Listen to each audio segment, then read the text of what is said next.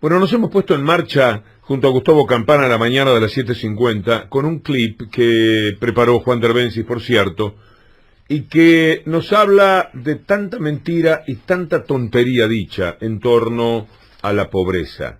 Siempre fue una gran mentira, Gustavo, la pobreza cero. ¿Cómo la gente pudo haber creído en eso? Porque no hay en el capitalismo pobreza cero, no la hay en ninguna parte. Creerán que por ser Francia un país capitalista, por decir algo, para la ciudad más sofisticada del mundo, según mi punto de vista, uno no encuentra indigencia, gente muerta de hambre, nada más que en un viaje de tren entre el aeropuerto Charles de Gaulle y el centro de la ciudad. Creerán que los Estados Unidos es una jauja porque es un país capitalista. Si no alcanzaron ellos a darle de comer a toda la Argentina dentro de los Estados Unidos, en los Estados Unidos, para que les quede claro como ejemplo, hay la misma cantidad de pobres que habitantes tiene la Argentina. 44 millones en 320 millones. Quiere decir más del 10%. Estamos hablando de una pobreza total. Es así el capitalismo. La desigualdad es pavorosa. ¿Cómo se le pudo haber dado el mínimo crédito a la absoluta insensatez, a la tontería de yo le prometo al país pobreza cero? Pero ¿cómo se anima un tipo a decirlo? Y ahí está el tema. De un lado, alguien que se anima a cualquier cosa, porque Macri es un personaje que se anima a todo, embalado en la impunidad que le da la protección mediática que él tiene. Pero del otro lado hay gente que no analiza nada, porque todo lo que dijo Macri en campaña era irrealizable, era una promesa vana, absurda, lo que este hombre estaba diciéndole a la gente. Entre los que le creyeron y aquellos que fueron envenenados por el periodismo, hicieron un cambio tan radical para la República Argentina que ya no se soporta. En apenas 3 años, Gustavo, la calidad de vida que los argentinos habían alcanzado ha desaparecido. Estamos en el umbral de las navidades más tristes de los últimos 15 años. Estás hablando de millones de argentinos que fueron separados de su pasado, que fueron desclasados, que están hoy creyendo en su verdugo. Esta es una nueva crónica de una pobreza anunciada, repetida por tercera vez de la mano del neoliberalismo en la historia contemporánea argentina. Walsh dijo en aquella carta a las juntas, el neoliberalismo es la miseria planificada. Claro que sí. No hay crisis, es tormenta perfecta creada por ellos. A mí no me gusta la medición de la pobreza, no me gusta cómo se hace, pero desde hace muchísimo tiempo. Ahora tendría que buscar el nombre del premio Nobel, el anterior o el penúltimo, que dijeron que medir la pobreza así como se hace no tiene sentido, que no sirve. Y yo creo en eso, porque yo pertenezco a un origen humilde, y sé que en mi casa no hablábamos, hoy somos más pobres, somos menos pobres, vivíamos dentro de un marco en el cual éramos clase media tironeada para abajo y sabíamos qué era lo que nos sobraba y qué era lo que sí había. Y lo que hubo, lo hubo siempre, comida. Y lo que no había era ninguna forma de lo que podríamos llamar calidad de vida. Sí. Calidad de vida en el sentido de qué tipo de casa tenés, qué tipo de muebles tenés. Eso siempre fue exactamente igual y se supone que la relación inflación-salario de mis padres siempre fue como la de todo el mundo, a veces más tironeada que en otras ocasiones. Sí. Desde ahí es que a mí me parece que también es un juego perverso este de medir la pobreza de tal manera y darle tanto crédito. No nos olvidemos que en el 2017, según Macri y la UCA, la pobreza había bajado porque el salario subió un poco, porque el 2016 había sido espantoso. Entonces en el 2017 pudieron Macri y sus acólitos pararse con una conferencia de prensa y decir, hemos reducido la pobreza. ¿Ustedes se acuerdan de esto? Sí, fue el año pasado. Sí. El año pasado se lo permitieron, y yo no quiero entrar en ese juego. Pero también es verdad que la única medición que tiene popularidad, porque eso fue lo que establecieron los medios de comunicación, es la UCA. Hay otras formas de medición en las que yo creo, el CESO, el Centro de Estudios Scalabrini Ortiz, que tomando la metodología que se había empleado por parte del gobierno para decir que la pobreza era de tal número, decía, con esta metodología la pobreza en el gobierno anterior había bajado al 19%. Del 63% de pobres. Hay que recordar nada más lo que era el 2002. Y si estas son las formas de medir, El 2012 efectivamente te da más de un 60% de pobreza. Y Basualdo en cifra hablaba de un 17% de pobreza. De pronto salió la UCA y dijo alegremente 28% de pobreza, porque estaba jugando por derecha, estaba tratando de socavar a un gobierno. No era verdad lo que dijo la UCA. No lo era, por más que ahora convenga a mucha gente desde el punto de vista político jugar a que se le cree. No era verdad, porque el Fondo Monetario Internacional no. El Banco Mundial estaba diciendo que la Argentina había duplicado su clase media. ¿Cómo duplicás? ¿Cómo pasás de 9 a 18 millones de personas en la clase media si no es reduciendo la pobreza? ¿Cómo va a haber la misma pobreza cuando la jubilación estaba por encima de la inflación y había una asignación universal por hijo que también superaba la relación con esa inflación? Y sobre todo, había un salario que siempre estaba por encima de la inflación. Y además, bajaba la mortalidad infantil. Bajaba, pero no un numerito, no de 10,4 a 10,1. Bajaba en números enteros, varios números, hasta estar por debajo del 10.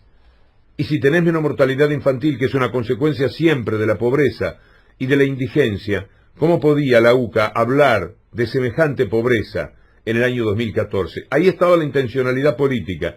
El propio juego que ellos han establecido es el que hace que se le dé un crédito, para mí siempre muy limitado, a lo que se dice sobre la pobreza. La pobreza está, que le vamos a contar a Paco Olveira de la pobreza. Claro. En los comedores donde hay que darle no a 80 personas, como hacía Paco hace 3 años, sino a 700 y pico de personas. Ahí está la pobreza. Y esa pobreza no ha crecido un 3 o un 4%, ha crecido pavorosamente. Esto de la meritocracia, esto de, bueno, yo ando bárbaro porque la verdad me lo merezco.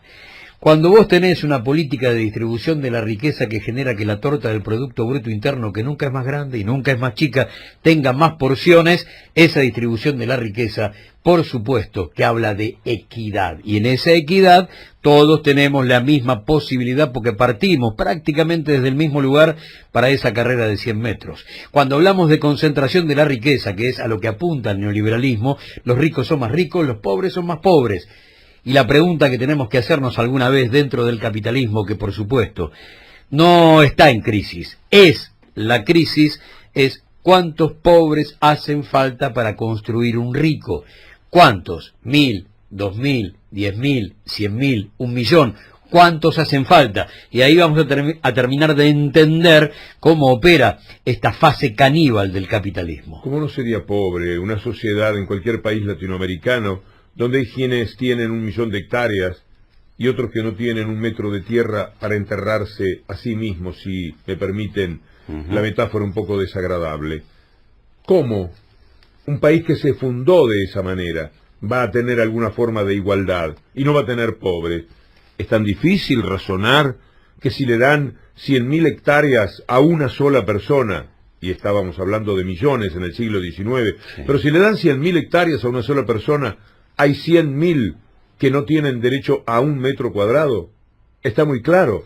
Toda la tierra para una persona y 100.000 que la miran de afuera y le ponen una cerca para que no entre y le ponen códigos penales para que si entras vayas preso o si protestás o pedís algo de eso vayas preso. Está fundada la pobreza, porque este capitalismo es todavía mucho más salvaje porque fue hecho por tipos muy guarangos, muy angurrientos. Fueron los tipos que en una reunión donde se come torta y bebida, como llamarla, en un festival gastronómico, se llevan todo por delante y se comen todo en un banquete, quería decir. En un banquete van y se atragantan ellos, y mucha gente tan solo en todo caso les puede servir. La Argentina tuvo su banquete en el siglo XIX, y a ese banquete fueron angurrientos que se quedaron con todo porque tenían el poder para quedarse con todo. No es así en Europa. No piensen que en Europa hay tipos con 1.000 hectáreas, 50, 100 hectáreas. ¿Saben cuántas comunidades hay en Francia? 37.000. Busquen en cuántas comunas. Busquen en Google, pongan Francia, cantidad de comunas. 37.000, por ejemplo. En España, en Italia, en Alemania, están hechas las revoluciones agrarias allí. No la revolución plena. Está de hecho. Pero está, a través del tiempo, ellos fueron haciendo las cosas correctamente. No hay un tipo con 100.000 hectáreas. No, es impensable.